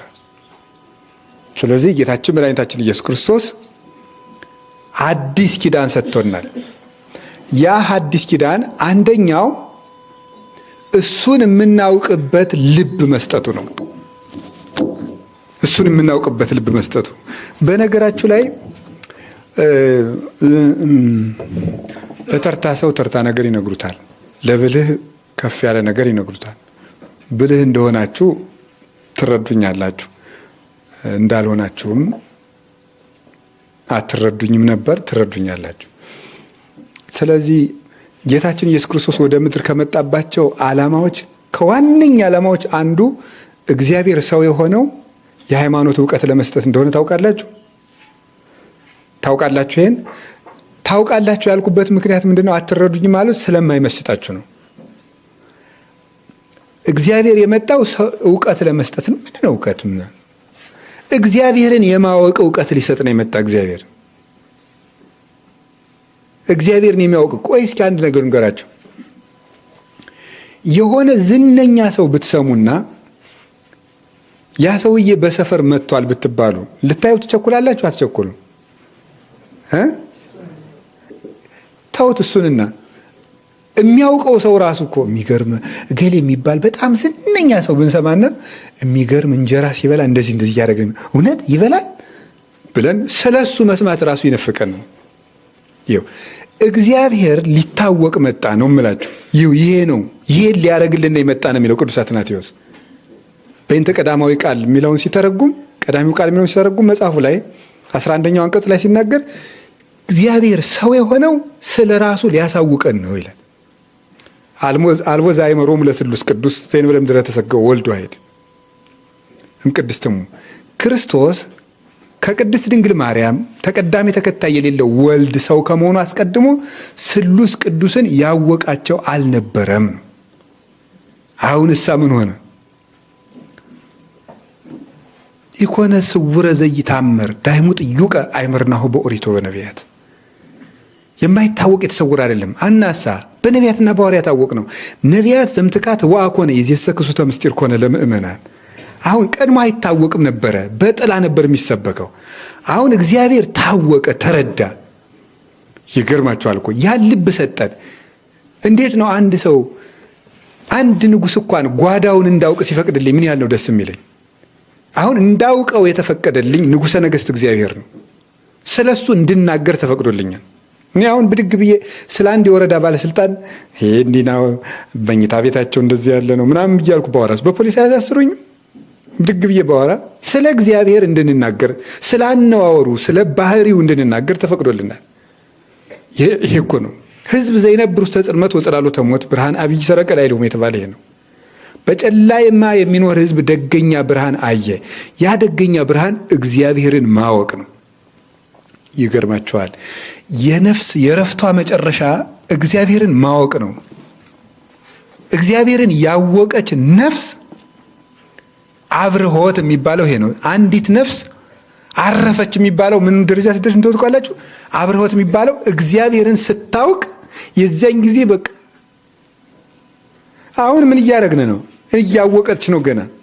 እኔም እናንተም ገና እየተማርን ነው። እግዚአብሔርን ስታውቅ ማለት ይሄ አንድም ሶስት መሸምደድ አይደለም፣ በቅቶ እግዚአብሔርን ማወቅ ነው። አርእስተ አእምሮ የተባለ አረጋዊ መንፈሳዊ ላይ አርእስተ አእምሮ የሚባል መጽሐፍ አንብቡት። እዚያ ምራ አርእስተ አእምሮ ምንድን ነው? የእውቀት መጨረሻው ሥላሴን ማወቅ ነው። ስለዚህ ምን አለው አንቀጹን? አርእስተ አእምሮ አለው። ምስጢረ ሥላሴ የሚያወሩ አንቀጾች ናቸው አረጋዊ መንፈሳዊ ውስጥ አርእስተ አእምሮ የሚባሉት። አርእስተ አእምሮ የእውቀት የበላይ ሥላሴን ነው። ሥላሴን ያየ ሰው ምንም ብታወራው አይደንቀውም። ምንም እኔ ከዋክብትን አውቃቸዋለሁ ተው እንጂ ከዋክብትስ አሁን ከፈለጋችሁ ከዋክብት የሚወጡት በዚህ ነው ቁጥራቸው እንደዚህ ብታውቃኝ እኔ ምን አገባኝ። እንጦንስን ፈላስፎች ተሰብስበው ሊፈትኑት መጡ። አባ እንጦንስን የግሪክ ፈላስፎች እኮ ነው ስራዬ ብለው ካለበት ባት አባ እንጦንስ ፍልስፍና አያውቅም፣ ምንም አያውቅም፣ ጥበብ አያውቅም፣ ምንም ዘመናዊ ትምህርት አያውቅም። አንድ ነገር ግን ያውቃል። ማን እንደሆነ ታውቃላችሁ? እግዚአብሔርን ግን ያውቃል።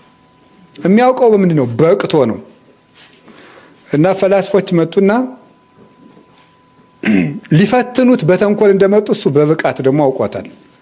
እዛም እንዳለ ተወከል ልብ ካለውና እውቀት ካለው ማን ይበልጣል አላቸው።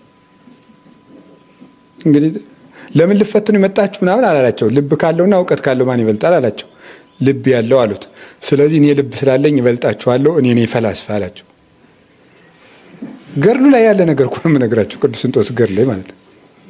ፈላስፋ እሱ ነው በለጣችሁ ማለት። ልብ ያለው ይበልጣል እውቀት ካለ። የልብ መጨረሻዋ ማረፊያ ወደቧ ማንን ማየት ነው?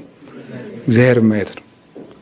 እና ያንን እኮ ነው ሐዋርያት ልባቸው ያረፈው ያ ጎርፍ ነው። ያ ጎርፍ ጎረፈላቸው። ጭጻጥ ጀዋላ ፈሪሳዊ ቢያወራ ምናምን ቢዶልት ሰይፍ ዞ ቢመጣ ቆም ነገርም የለም። በጥፊ ቢያጠቃርናቸው ደስ እያላቸው ወጡ። ምክንያቱም ያ የብርሃን ጎርፍ ልባቸው ውስጥ ይጎርፋል። ያለ ጎረፈን ሰው ስለ ሰይፍ ብታወራው እሳት ነደደ ሰራዊት ቁሟል ብትለው አይሰማም። ጆሮው የእግዚአብሔርን ድምፅ ብቻ ነው የሚሰማው። እግዚአብሔር ያበርሊት የሚለው ይሄን ዝም ብሎ ሌላ ነገር እንዳይመስላችሁ። በልቤ ብርሃን ውስጥ እግዚአብሔር የሚያበራለት ሰው እንደምታውቃላችሁ እግዚአብሔር ብርሃኔን ነው አለና ከዛስ ምንትኑ ያፈራኒ ሰራዊት ከቧል ምናምን በሉት። ምን ይጸባኒ ታይን ይፈራህኒ ልቤ የሚለው ያድነኛል፣ ይጠብቀኛል፣ ያስጥለኛል እያለ አይደለም ዳዊት። ከእግዚአብሔር ከጌትነቱ ብርሃን ውስጥ ገብቶ መዋኘት የጀመረ ሰው ስለ ሞት ብታወሩት ሰማዕታት እዚህ ውስጥ የገቡ ናቸው። እዚሁ ስለገባ ሰው ምንም የሚያስፈራም የሚያስደንቅም ነገሩት ቀልድ ነው። ለእኛ ደግሞ ትንንሽ ነገሮች ይደንቁና ገና ከዚያ ብርሃን በአፋንና ግን አይዟችሁ በልጅነት ውስጥ ነን። አይዟችሁ በቸርነቱ ማለት ነው። እዚያ እኮ ነው እንዲሁም እኮ አረጋዊ መንፈሳዊ እንደሚናገረው አንዲት ነፍስ ስትበቃ እግዚአብሔር ልቧ ውስጥ መንበረ ኪሩቤል ሁሉ ልቧ ውስጥ ተዘርግቶ ታያለች እና ሰማይን ሁሉ ጥሎ የመጣንም ይመስላል። ሌላ ቦታ የሌለች ይመስላል ድረስ ታነክራለች ማለት ነው። ነፍሷ አለ ክርስቶስ ሰምራውን አንድ ቀን በዚህ አንክሮ ሳለች ነፍሷ ምንጥቅ ብላ ወጣ ነበር። ነፍሳቸው ከስጋቸው እስኪለይ ድረስ አንክሮ ውስጥ ይገባሉ። ይሄንን ሰጥቶናል ክርስቶስ። እንድንደርስበት ደግሞ ተፈቅዶልናል። አዲስ ልብ ሰጥቶናል ክርስቶስ። አዲስ ልብ ማንን የሚያውቅ ነገር እንጂ እግዚአብሔርን የሚያውቅ ልብ ሰጥቶናል። የተመኙትን ማለት ነው። ይህ ለሊቃነ መላእክት ለመላእክት እንኳን መላእክትና ሊቃነ መላእክት እንኳን ይላል ቅዱስ ዮሐንስ አፈወርቅ። ዮሐንስ ወንጌልን ሲተረጉም መላእክትና ሊቃነ መላእክት እንኳ ዮሐንስ ወንጌላዊ ቀዳሚው ቃል ሲል ለመስማት መጥተው ነበር ይላል። ይገርማል። አሁን እኮ እኔ እዚህ ቆም የምለፈልፈው ነገር መላእክት ሊሰሙት የሚወዱት ነገር ነው። ይገርማል እኮ የአምላክ ሰው የመሆን ምስጢር ማለት ነው። አንድ አባት ነው መንገድ ላይ ሲሄድ መላእክት የብርሃን መነሳንስ ይዘው ሲሄዱ አገኛቸው። አባ ማርዳሊ ነው የሚባለው። ወዴት እየሄዳችሁ ነው አላቸው። ዮሐንስ አፈወርቅ ተፈሥሒ ፍሥሕት የሚለውን ሲተረጉም ልንሰማ እየሄድን ነው አሉት። አይገርማችሁም? ተፈሥሒ ፍሥሕት ለኛ ቀላሉን አለች። አሁን ለእናንተ ሁሉን ማውራት ግን ጥሩ አይደለም እንጂ ተፈሥሒ ማርያም ትባላለች። ሰዓታት ውስጥ ታውቋታላችሁ? ምን እኮ ሰዓት እንኳን ባይማሩም ያውቋታል። ሰዓታት ቋሚ ናቸው እዚህ አባቶችም እናቶችም። ተፈሥሒ ማርያም ያው ይባላልና ደግሞ ለተፈሥሒ ማርያም ነው የሚባለው። ይናቃል። ያው ያችንም ያውቅ ይሄ ቅኔ ካላወቀ ምናምን እቺ ተፈሥሒ ማርያም ደግሞ ብሏት ነው የሚባለው። ወይ ሰው ነገረኛ ነው እኮ እንደ በጣም ማለት ነው። ሰይጣን ሁሉ አንድ ቀን አንዱን ቄስ አግኝቶን ማናውቅሽ ተፈሥሒ ማርያም አለው። ሰይጣን መንገድ ቢያገኘው ሌላ ጸሎት የማያውቁ ነው ጸሎት ልጀምሩ በስማም ሲል ሌላ ለማናውቃት ተፈሥሒ ማርያም አለው ሁሉ የተባለ ይተረታል። ወገኖች ተፈሥሒ ማርያም እኮ ነው እግዚአብሔር። ተፈሥሒ ማርያም እኮ ንጉሠ ነገሥት እግዚአብሔር ወርዶ በድንግል ማርያም ማኅፀን ሲያድር የተሰማ ድምፅ ነው። ዓለም ለመጀመሪያ ከፈጣሪው ጋር የታረቀበት እግዚአብሔርን ጌታን ባሪያ መልክ እንዲለብስ ያደረገው ቃል ይሄ ቃል ነው። የመጀመሪያ የዓለምን አዘን የነቀለው ቃል ተፈሥሒ ነው እና የእግዚአብሔር ቤተሰቦች አሁን እኛ የምንነጋገረው ቃል እግዚአብሔር አዲስ ልብ ሰጥቶናል። ይሄ በ40 ቀን በ80 ቀን ስንጠመቅ የተሰጠን ልብ ነው። ከግላ ኦሪት አላቆናል። የተዘጋጀ የተሰናዳ እንደ ሰብል ያለ ልብ ሰጥቶናል። እንደ ብራና ቅድም እዛ ስጠቅሰው ነበር። ይሄን ጥቅስ ልጥቀስላችሁ መልሼው። አንደኛ ዮሐንስ ምዕራፍ 5 ቁጥር 20 ላይ ያለው ነአምር ከመ መጽአ ወልደ እግዚአብሔር ወወሃበነ ልበ ከመ ናእምሮ ለእግዚአብሔር በጽድቅ። የእግዚአብሔር ልጅ እንደመጣ እግዚአብሔርን የምናውቅ ዘንድ ልብ እንደሰጠን እናውቃለን። ልቡና እንደሰጠን ይሄን ልብ ስለሰጠንስ ወሃለውነ በአሚን በወልደ እግዚአብሔር እስከ ዛሬ ድረስ በእግዚአብሔር ልጅ በማመን ጸንተን እንኖራለን። ዘውቱ ዘበአማን እግዚአብሔር እሱም እውነተኛ የባህሪ አምላክ ነው እና ጌታችን ኢየሱስ ክርስቶስ አዲስ ልብ ሰጥቶናል። ይህን ስለሰጠን አዲስ ዓመት ውስጥ ነው ያለነው። አንደኛ ቆሮንቶስ ምዕራፍ 2 ላይም ምን ብሎ ይናገራል? ንሕነሰ ሕሊናሁ ለክርስቶስ ብነ፣ እኛ ግን የክርስቶስ ልብ አለን ይላል። ክርስቶስ የሚገልጠው እውቀት አለን ብለው ተርጉመውታል ሊቃውንት በአንድምታው። የክርስቶስ ልብ ማለት ነው መጽሐፍ ቅዱስ ማለት ነው። ወንጌል ማለት ነው። ወንጌል የክርስቶስ ልብ ይባላል። አሁን አንድን ሰው የእግዚአብሔርን ፈቃድ ለማወቅ ምንድን ነው ማድረግ ያለበት? ሀ የሆነ ነገር ማድረግ፣ ለ የሆነ ነገር ማድረግ፣ ሐመርሃ የሆነ ነገር ማድረግ አይደለም። አንድ ሰው እኔ የልቤን ልንገርህ እንደዚህ ያለ ነገር ነው የምወደው ብሎ ከተናገረ ከሰውየው ጋር ለመስማማት መድኃኒቱ ምንድን ነው? ያንን የነገረንን ነገር ምን ማድረግ ነው? ማድረግ ነው። በቃ እኔ እንደዚህ ያለ ነገር አልወድም ልቤን ላጫውት ካለስ፣ ለምሳሌ እኔ አንድ ሰውዬ ለሚስቱ ስሚማቴ ጨው የበዛበት ወጥ አልወድም አለ። እንዲሁ ከልቤን የምጠላው አለ። እዚህ ባል ጋር ተስማምቶ ለመኖር ጨው ማብዛት ነው ወይስ ምንድን ነው? በቃ ታወቀ እኮ ነገሩ። ወንጌል የክርስቶስ ልብ የተባለች ለምንድን ነው? የሚፈልገውንም ነግሮናል፣ ከዛስ የማይፈልገውንም ነግሮናል። የእግዚአብሔር ፈቃድ እንዴት ይታወቃል ብሎ ብዙ ሰው ይጠይቃል። የእግዚአብሔር ፈቃድ የሚታወቀው ወንጌልን በመተግበር ነው። በቃ ሌላ የለው። ወንጌል የሚለውን ካደረገ አንድ ሰው ከየት ወደ ሄድ መሄድ እንዳለበት ራሱ ወንጌል እያነሳ ይጥለዋል፣ ከፈለገበት ያደርሰዋል። ዝም ብሎ ወንጌልን መተግበር፣ ቁረብ ካለ መቁረብ፣ ጸልይ ካለ መጸለይ፣ ታረቅ ካለ መታረቅ፣ ስጥ ካለ መስጠት። እነዚህ እማንቱ ይምርሃኒ ወይ ሰዳኒ ውስተ ደብረ መቅደስ፣ እነዚህ ናቸው እየመሩ ወደ እግዚአብሔር ደብረ መቅደስ ወደምትባለው ልዕልና ነፍስ የሚያስገቡት። እነዚህ ናቸው።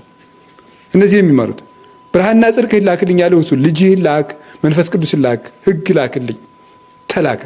እነዚህ ራሳቸው ይመራሉ። ሰውን የሚመሩት እነዚህ ናቸው። እና ወንጌል አነቡ። ደግሜ የምነግራቸው ለዚህ አዲስ ዓመት ወንጌል አነቡ እና በሕግ ለመኖር የቻልነውን እንጣር። እግዚአብሔር ይርዳን። አዲስ ኪዳን አንደኛው አዲስ ሕግ ነው። ሶስተኛው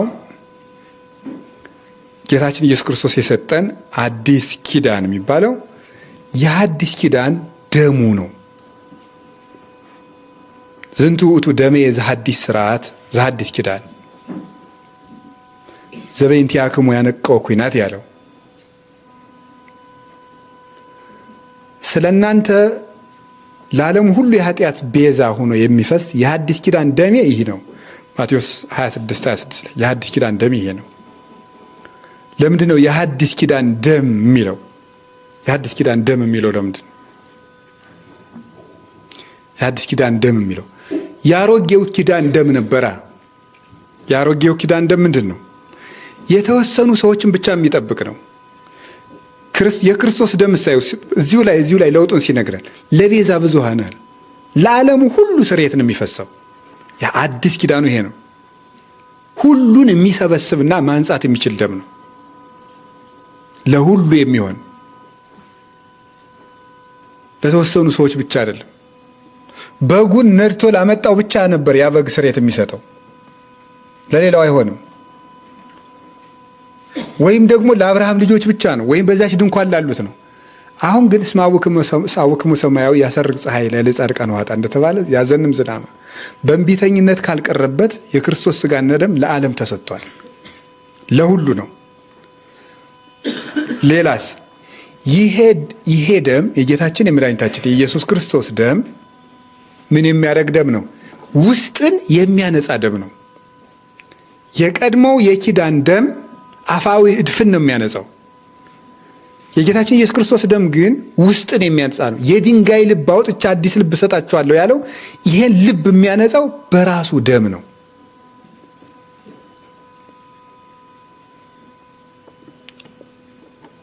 የፍየሎች ደም፣ የጊደሮች ደም በኃጢአት የነበሩት ሰዎችን የሚቀድሳቸው ከሆነ አለ ቅዱስ ጳውሎስ ዕብራውያን ምዕራፍ 9 ላይ እፎ እንከ ፈድፋደ ደሙ ለእግዚእነ ኢየሱስ ክርስቶስ ያነጽህ ሕሊናነ እምግብር ምውት። የጊደሮችና የፍየሎች ደም አፋዊ እድፍን የሚያነጻ ከሆነ የጌታችን የመድኃኒታችን ኢየሱስ ክርስቶስ ደምማ እንደምን አድርጎ ሕሊናችንን ከሞተ ስራ ያነጻው ይሆን ይላል። ሕሊናችንን ይኸውላችሁ። ለዚህ ነው ቄሱ ሲያቀብለን ሥጋሁ ለአማኑኤል አምላክነ ዘነስኦ እምግዝእተ ኩልነ ለቀድሶተ ሥጋ ወነፍስ ወመንፈስ ብሎ የሚያቀብለን ለምንድን ነው ያለ? ለቀድሶተ ሥጋ ወነፍስና ወመንፈስ። ነፍስን ስጋንና መንፈስን ለመቀደስ ከጌታችን ከመድኃኒታችን ከኢየሱስ ክርስቶስ የነሳው የጌታችን ኢየሱስ ክርስቶስ የአማኑኤል የአምላካችን የፈጣሪያችን የአማኑኤል ስጋው ይህ ነው ይላል። ያኛውሳ ስጋን ብቻ ነበር የሚቀድሰው። የክርስቶስሳ ነፍስን መንፈስን ስጋን ነው የሚቀድሰው። አይምሮን ሁሉ አይታችሁታል። ስጋው ደግሞ በተቀበላችሁ ቀን እንዴት አይነት ረፍት እንደሚሰማችሁ ሕሊናን የሚያነጻ ስለሆነ ነው። ረፍት ነው የሚሰማ። የሚገርም እኮ ነው። ትክ ብላችሁ ካያችሁት ስጋው ደግሞ የተቀበለ ሰው ፊቱ ሁሉ ያበራል። ፊቱ ያበራል፣ እረፍት ይሰማዋል፣ ጸጥ ይላል ሁሉ ነገር። ውስጥን የሚያነጻ የክርስቶስ ደም ስለሆነ ይሄ አዲስ ኪዳን። ነፍስን የሚያጥባት እሱ ብቻ ነበረ። ገላን በሳሙና ያጥብቷል። ኃጢአትን ግን በማን ደም ያጥብቷል? በክርስቶስ ደም ብቻ ነው የሚያጥቱት። ስለዚህ ይህንን ሰጥቶትና የይቅርታ የይቅርታ ደም ሰጥቶናል። መታረቂያ የሚሆን ደሙን የሰጠን። ከቃሉ ጋር ናችሁ? እግዚአብሔር ከሁላችን ጋር ይሁን። አሁን ይሄ ደግሞ ምንድነው የሚያስረዳን? በዚህ ደግሞ የጌታችን የኢየሱስ ክርስቶስ ደም መንግስተ ሰማያት ለመግባት ዋስትና የሚሰጥ ደም ነው። ዋስትና የሚሰጥ ደም። ምክንያቱም ምንድነው አዲስ ኪዳን የሚያሳየው በክርስቶስ ደም የሆነው እርቅ ፍጹም እርቅ ነው። ፍጹም እርቅ ሁለት አይነት እርቅ አለ። ሰነፍ እርቅና ፍጹም እርቅ የሚባል። ሰነፍ እርቅ ማለት ምን ማለት ነው? ትተውኛል ብሎ እንዲያስብ ማድረግ ማለት ነው። አውቆ ማዘናጋት ማለት ነው። ከዛ በኋላ የልብን መስራት። ይሄ መጨረሻ የዲያብሎሳዊ አካሄድ ማለት ነው። ሰነፍ እርቅ የሚባል ሰዎችን የሚያታሉበት፣ ታርቀናል ብለው አርፈው እንዲቀመጡ ያደርጉና እነሱ ግን በውስጥ ስራቸውን ይሰራሉ። ያ ሰነፍ እርቅ ይባላል። እና ኢሳይያስ ትርጓሜ ላይ ያለ ሰነፍ እርቅ ታርቀው ያሞኟቸዋል የሚል። ስለዚህ የጌታችን ኢየሱስ ክርስቶስ እርቅ ግን ፍጹም እርቅ ነው። ለምን መሰላችሁ? ምን ያህል እንደወደደን ተመልከቱ ይላል ቅዱስ ጳውሎስ ሮሜ 5 ላይ። እንዴት? በልጁ ደም ታርቆናልና። አንድ ሰው በልጁ ስጋ ምሎ ከታረቀ እርቁ ፍጹም ነው ጅል ነው የምትሉት? ፍጹም እርቅ ነው። እግዚአብሔር አብ የታረቀን በምኑ ደም ነው? በልጁ ደም። እግዚአብሔር ወልድ የታረቀን በራሱ ደም ነው የታረቀን። እንዲህ ያለ እርቅ ፍጹም እርቅ ነው። ይህ ማለት ምን ማለት ነው? አንድ ሰው በሐዲስ ኪዳን የቱንም ያህል በድሎ ከተመለሰ የመታረቅ እድሉ ሰፊ ነው ጠባብ ነው ማለት ነው? ሰፊ ነው። ይቅር የመባል እድሉ ከፍተኛ ነው። ዝንቱ ደም ነባቢ ይኬልህ እየንቴ፣ ይሄ ያፈሰስከው ደም ስለኔ ይጮሃል ማለት ይቅር በል ይላል። መሐር ወይ ተስኪ ብሎ ይቅር ያስብለኛል ነው። አብን የሆነ እንደሆነ በቅንው ወልድከ በስቁል ወልድከ ብለ ነው። ወልድን ወደም በይንተ ሥጋከ ወደምከ፣ በቀራንዮ ስላፈሰስከው ደም ይቅር በለኝ ብንል ወዲያው ነው ይቅር የሚለን። ይቅር የመባል ዋስትና የሚሰጠን ነው የጌታችን ኢየሱስ ክርስቶስ። ለሚመለሱ ሁሉ ማለት ነው። ለሚመለሱ ሁሉ ክርስቶስ የምህረት ውሃ ነው። አዲስ ምንጭ ነው የፈለቀልን። እውነቴንም ነግራችሁ። አዎ። እና ለዚህ ነው አባ ጊዮርጊስ ንዑ ኩልክሙ ርሱሃነ ሀልባስ ሀበዛቲ ነቅን ተታፈለፍል ሕጽበተ ሳይል፣ የይቅርታ መታጠቢያ ውሃን ወደምታፈልቀው የምድር የተዳደፋችሁ ጎስቋሎች ሁሉ ወደ መልካሚቱ ምንጭ ወደ ማርያም ኑ የሚለው ከሷ የሕይወት ውሃ ሲፈልቅ ይገኛል። እሱ ራሱ ምን አለ? ዘጸማ ይምጻ ኀቤ ወይስታይ፣ የተጠማ ሰው ካለ ይምጣ አለ። እና ማይነጽፍ ውሃ ክርስቶስን ተሰጥተናል። ይቅርታ በዓመተ ምሕረት የተሰበኘው ዓመቱ ለዛ ነው። ይቅርታው ፍጹም ነው። ይሄ ማለት ምን ማለት ነው? በጣም ነው እግዚአብሔር የሚፈልገን። እግዚአብሔር በጣም ነው እግዚአብሔር ወልድ የሚፈልገን። ለምን? በገዛ ልጁ ታርቆናል። እሱ ለምን? እስመ ተዋለጠ እግዚአብሔር ኩሉ ዓለመ በክርስቶስ። እግዚአብሔር በክርስቶስ ህልው ሆኖ እግዚአብሔር አብ ማለቱ ነው። ቅዱስ ጳውሎስ ሮሜ 2 ቆሮንቶስ 5 ላይ እስመ ተዋለጠ እግዚአብሔር ኩሉ ዓለመ በክርስቶስ፣ እግዚአብሔር አብ በልጁ በክርስቶስ ሕልው ሆኖ ዓለምን ከራሱ ጋር ያስታርቅ ነበርና ይላል። ከራሱ ጋር ያስታርቅ ነበርና በገዛ ልጁ ነው የታረቀን። ይህንን እርቅ እግዚአብሔር በከንቱ የሚመለከተውና በቀላሉ የሚሰርዘው እርቅ አይደለም። እንደ ሰው ኩርፌ አይደለም። ለዚያ ነው ይሄን ያህል ዓመት የተሸከመን ክርስቶስ። ለዚያ ነው ሰው እንደሆነ 30 ዓመት 20 ዓመት የኖረበትን ወዳጅነት አንድ ቀን ከከፋው ጣጥሎት ፎርሽ አድርጎት ይሄዳል። ከመንጻደቅ እኮ ነው መቅሰፍቶ ሆኗል። በቃ አፈራርሶት ይሄዳል። እናቴ ልጅ እያለን ካብን ክብና ቤት ሰራውን እያልን ማታ ልንሄድ ስንል ጨዋታ ፈረሰ አባይ ደፈረሰ ብለን ያ ሁሉ የድንጋይ ቤት አፍርሰ ነው የድንጋይ ቤት ሰርተን እንዴት አድርገን እንደምንሰራው እኮ ከብት ስንጠብቅ ከዚያ በኋላ ውስጥ ላይ ደግሞ ይሄ በሬው ነው ይሄ ጥጃ ውስጥ እኮ ነው ሌላ ድንጋይ እያስቀመጥን ማለት ነው። ይሄ ጥጆች ናቸው ምናምን ስንል ከርመን አፈራርሶ ቤት። የሰው ወዳጅነት እንደዚያ ነው። እግዚአብሔር ግን ከኛ ጋር ያለውን አባትነት በቀላሉ አይሰርዘውም እና ዓመት የሚያከርመን ለዚያ ነው። ይገርማችኋል። ቅዱስ ያሬድ ያከርም በዓመት ያለው ይሄንን ነው። በየዓመቱ የሚያከርመን ለዚህ ነው እንጂ የሚያከርም ነገር ኑሮና አይመስላችሁ። አዎ ዝናብ ምሕረት ይስጠን የሚባለው ምንድን ነው? ይሁበነ ዝናብ የሚባለው ለምንድን ነው? ለምንድን ነው ዝናብ ይሰጠናል እግዚአብሔር? ዝናብ የሚባል ሊሰጠን ስለማይገባ ነው። ዝናብ ምሕረት የሚባለው ይመስላችኋል? ሊዘንብልን የማይገባን ስለሆን እኮ ነው።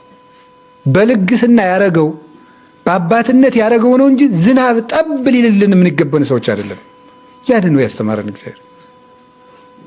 ዝናቡ ምሕረቱን ፀሐይ መውጣትም ምሕረቱን ነው የሚያስረዳ እና በሐዲስ ኪዳን በጣም ብዙ ነው። ዝንቱ ዘመን ድልው እቱ ለዘይፈቅድ ንስሐ ዮሐንስ እስክንድርያ ሃይማኖተ አበው ምዕራፍ 52 ላይ ሲናገር ንስሐ ለሚፈልግ ሰው ካለ ይሄ ዘመን ለምሕረት የተዘጋጀ ዘመን ነው ብሏል። ያለንበት ዘመን የምሕረት ዘመን ነው።